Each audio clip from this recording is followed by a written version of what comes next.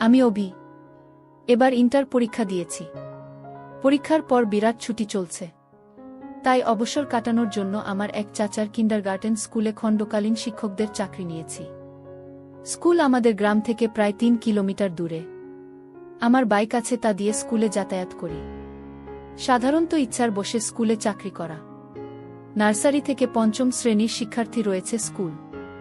আমি ইংরেজির শিক্ষক হিসেবে যোগ দিই।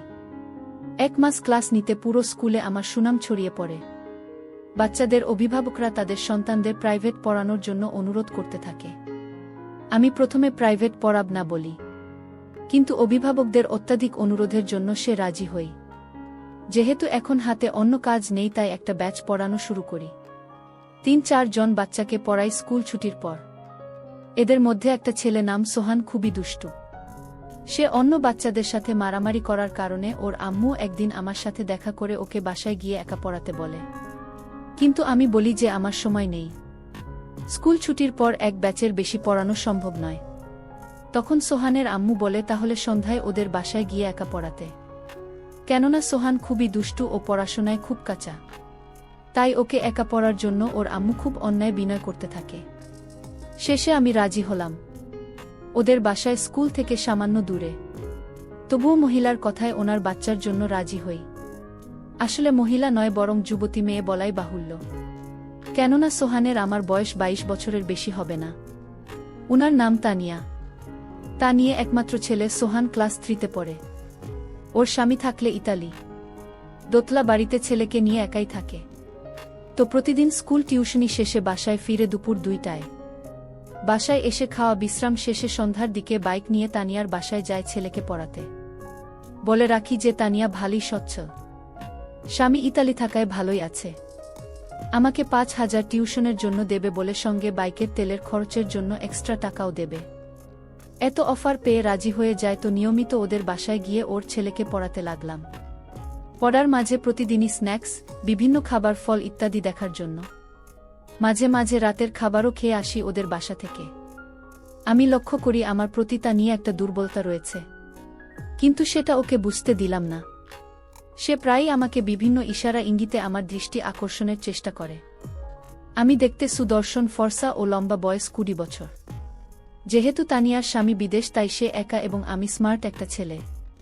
তাই আমার প্রতি ওর আকর্ষিত হওয়াটা স্বাভাবিক। আমার বয়স 20 হলেও আমাকে দেখতে প্রায় 24 বছরের যুবক মনে হয়। কেননা মুখে খোঁচা খোঁচা দাড়ি ও আমার অভিব্যক্তিতে বড়দের মতো আচরণ ফুটে ওঠে। তাই তানিয়া আমার প্রতি আকর্ষণ ফিল করে। তানিয়ার ফিগার খুবই ভালো দেখতে, তামিল নায়িকা আনুশকা শেঠির মতো হুবহু। তানিয়া বাসাটি শার্ট, তপন জিন্স পরে থাকে। আমি নিয়মিত খেয়াল করি সে ডেলি টাইট ফিটিং তো বলে। আমি ইতস্তত ফেল করলেও সে আমার সামনে ঘুরঘুর করে। কিছুক্ষণ পরপর এটা ওটা খাবার, ছেলের খাতা কলম নিয়ে আসে আর আমার দিকে লক্ষ্য রাখে যেন আমি ওর দিকে তাকাই।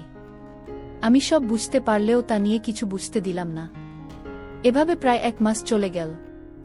আমি স্কুলে চাকরি ছেড়ে দিলাম, কিন্তু তা নিয়ে ছেলেকে পড়াতে থাকলাম। এই 1 মাসে তানিয়ার সাথে আমার ভালো সখ্যতা গড়ে উঠেছে।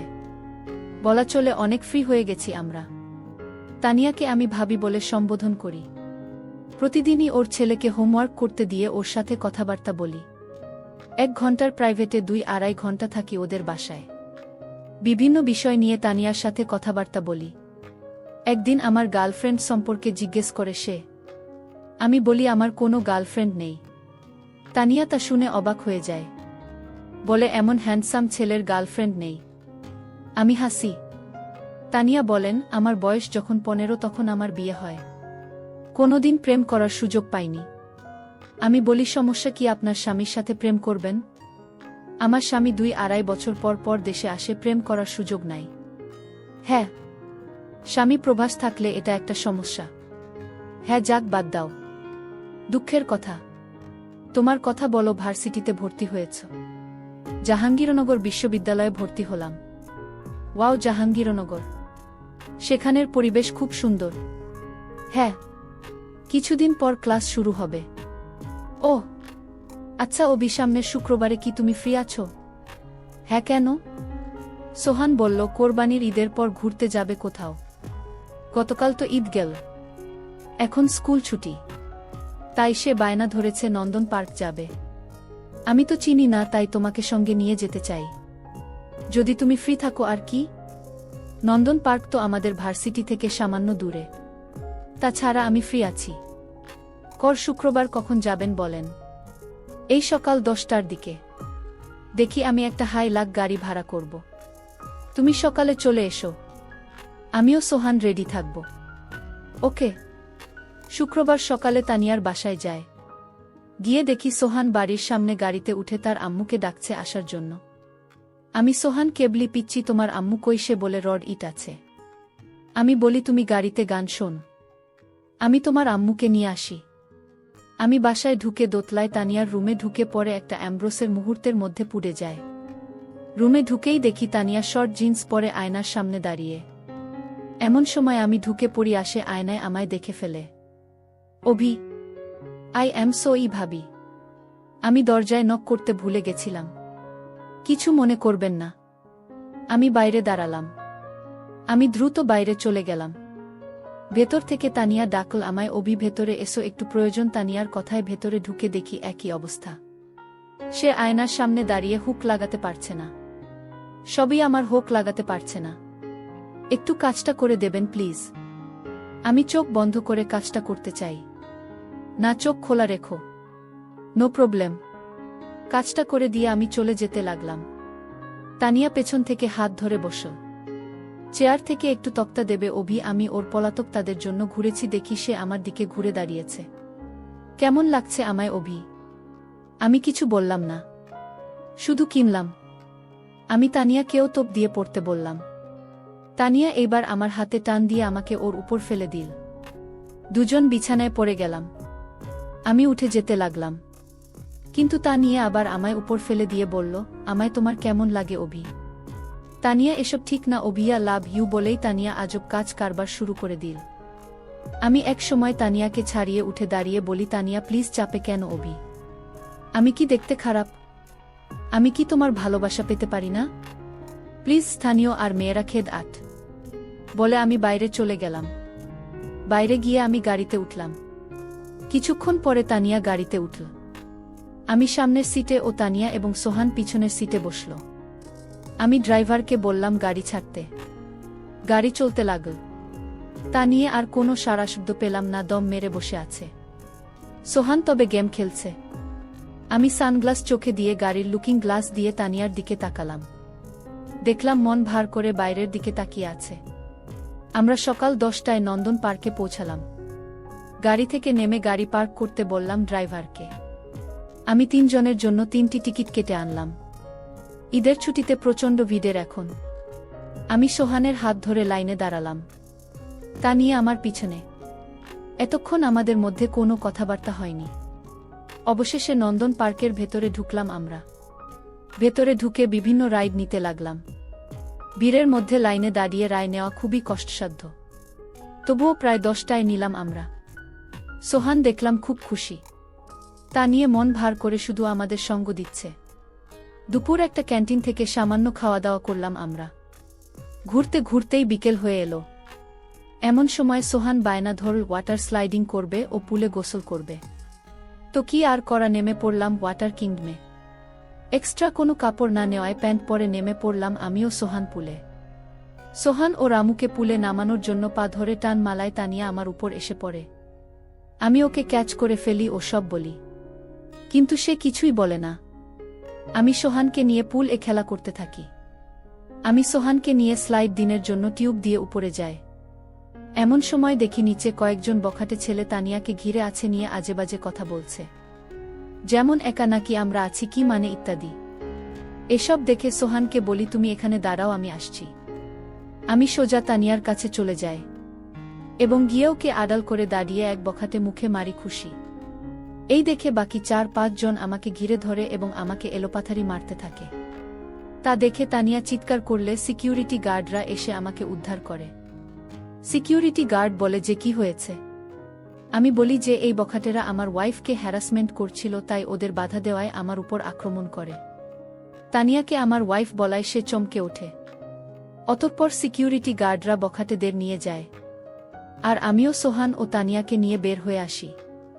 খুব ব্যথা লাগছে। ক্লিনিকে চলে যাই। আমি বললাম, আরে না, কিছু হয়নি আমার। এ সময় পার্ক কমিটির কিছু লোক আমাদের সামনে এসে বলে যে আপনারা চাইলে ওই বখাটেদের বিরুদ্ধে অভিযোগ করতে পারেন এবং আমরা ওদের নামে থানায় মামলা করব। আমি বললাম, থাক, এত ঝামেলার দরকার নেই বলে আমরা চলে এলাম, গাড়িতে উঠে রওনা দিলাম বাড়ির উদ্দেশ্যে। সন্ধ্যা হয়ে এসেছে, আবার আকাশ কালো হয়ে বজ্রপাত হচ্ছে। মনে হল ঝড় হবে, মাঝপথে বিশাল বৃষ্টি শুরু হল। বাসায় পৌঁছলাম ততক্ষণে রাত 8টা বাজে। গাড়ি থেকে নেমে সোহানকে কোলে নিয়ে ওদের বাড়িতে ঢুকলাম। পুলে গোসল করে ও এখন বৃষ্টিতে সবাই পুর অভিযান। সোহানকে নামাতেই দেখি গাড়িওয়ালা গাড়ি নিয়ে চলে গেল। আমি পেছন থেকে ডাকলাম, ওই থাম, আমি বাসায় যাব কিভাবে? তানিয়া তখন বলল, বাইরে খুব ঝড়ো, রাত অনেক হয়েছে, আজ রাতে এখানে থেকে যাও, তাছাড়া এমন সময় এত দূরে যেতেও পারবে না। আমি বললাম, না, থাকা সম্ভব না বলে ফোন খুঁজতে লাগলাম। ও সে প্যান্টের পকেটে ফোনটা ছিল, খেয়ালই করেনি, পানিতে ভিজে নষ্ট হয়ে গেল। অগত্যা তানিয়াদের বাসায় আজ রাত থাকতে হবে। তানিয়া আমাকে দোতলায় একটা রুম দেখিয়ে বলল, এই রুমে থাকি তুমি, আগে বাথরুমে গিয়ে গোসল করে আসো, কাপড় তো পুরো ভিজা। বলব কি, তুমি বাথরুমে যাও, আমি ব্যবস্থা করছি। আমি গোসল সেরে বাইরে এসে দেখি একটা তোয়ালে আর তা নিয়ে একটি শার্ট রাখা বিছানায়। কি আর করাটি শার্ট পরে তোয়ালে লুঙ্গির মতো পরলাম। খিদে পেয়েছে খুব, মারামারি করায় মাথায় সামান্য ব্যথা করছে। দেখলাম তানিয়া হাতে করে খাবার নিয়ে এসেছে। বলল, বাসায় রান্না করা কিছু ছিল না, তাই এই ডিম পুজি করলাম, কিছু মনে করো না। আমি বললাম, কোনো সমস্যা না। আপনি খেয়েছেন? তানিয়া খেয়েছি বলে বাইরে গেল। আমি খাওয়া শেষ করলাম। এমন সময় তানিয়া ফার্স্ট এইড বক্স নিয়ে এল, আমাকে বলল, অভি দেখি সামান্য মলম লাগিয়ে দিই। বলে সে আমার ঘাড়ে ও হাতে মলম লাগিয়ে দিল। আমাকে বিছানায় শুয়ে পড়তে বলল। আমি বিছানায় শুয়ে পড়লাম। সোহান ঘুমিয়ে পড়েছে। তানিয়া বলল, কিছু মনে না করলে তোমার মাথায় ম্যাসাজ করে দিই। আমি ঘাড় নাড়লাম। তানিয়া আমার ঘাড় ম্যাসাজ করতে লাগল। রবি সকালের ঘটনার জন্য সরি। আমি চুপ রইলাম। মনে কিছু নিয়ে না অভি, আমি একাকী থাকতে থাকতে অসহ্য যন্ত্রণায় ভুগছিলাম, তাই তোমাকে দেখে নিজেকে কন্ট্রোল করতে পারিনি। সর্দি, ইটস ওকে। আমিও তোমাকে সবার সামনে আমার ওয়াইফ বলে ফেলেছি। I am so. তুমি তো আমাকে বাঁচানোর জন্যই সব করেছ। আইনজীবী তানিয়া আর কথা শেষ হওয়ার আগেই বিদ্যুৎ চলে গেল। পুরো ঘর অন্ধকার হয়ে গেল। আমি বিছানায় শুয়ে, তানিয়া আমার মাথার পাশে বসা। বাইরে প্রচণ্ড বৃষ্টি হচ্ছে। এমন সময় প্রকাণ্ড এক বজ্রপাত হল। তানিয়ার সঙ্গে সঙ্গে আমাকে জাগতে ধরল। বজ্রপাত থামলে তানিয়া আমাকে ছেড়ে দিল। বলল, আমি মোমবাতি নিয়ে আসি। তানিয়া মোমবাতি আনতে গেল আর আমি তানিয়ার কথা চিন্তা করতে লাগলাম। যুবতী একটা মেয়ে, 24 বছর বয়স, বিয়ের পর থেকে স্বামী বিদেশ, 2 বছর পর পর দেখা হয়। স্বাভাবিকভাবেই ভয়াবহ ও সুখী জীবন পার করছেন। তার বাসনা আছে।